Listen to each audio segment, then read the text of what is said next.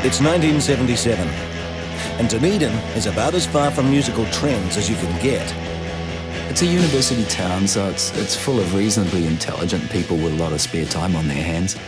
There was a respect for the 60s that a lot of other centres maybe didn't have. There was respect for things that had gone before.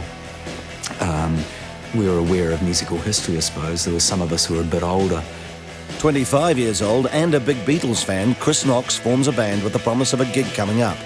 The Enemy has only a few weeks to rehearse and write their songs. So when you first start writing songs, I think, and you're inspired, and you've never been in a band before, you've got these people, you know, the guitarist has got all these riffs that he's been, you know, saving up for ages, and you've got all these melodic ideas and lyrical ideas, and the bass player's just going mad, and the drummer's just having a ball, and they just come out of nowhere. The Enemy debut at the Beneficiaries Hall in downtown Dunedin, in front of an audience that has no idea what to expect.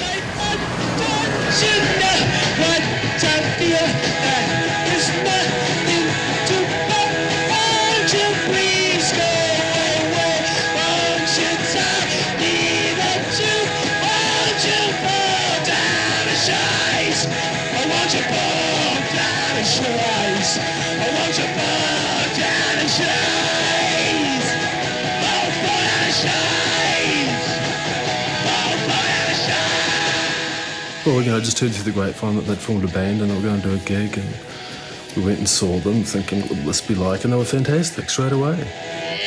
The songs were really great and they played pretty well, and it was kind of unbelievable.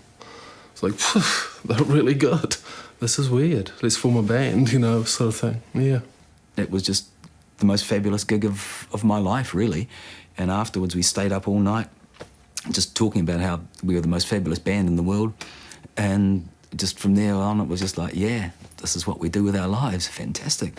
I had a gig at Zwines, and the Boot Boys wanted to beat the living daylights out of these guys because they were the Enemy. They'd come up with this reputation, but they were threatening all these very cool bands in Auckland who were their heroes, the Tearaways and, you know, the Rednecks and et cetera, the Scavs.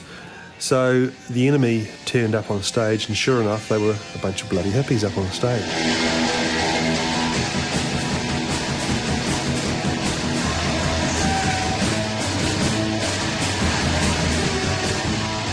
It was palpably obvious that these guys wanted to do us. They really did, because we didn't look right. We had all this advanced publicity. They wanted us to be bad. They wanted to kill us when we got off stage. Yeah, so there was a certain amount of tension. But yeah, I mean, we knew we were better than most of the Auckland punk bands. We were more real as far as we were concerned. We didn't kowtow to the fashion. We didn't play any covers.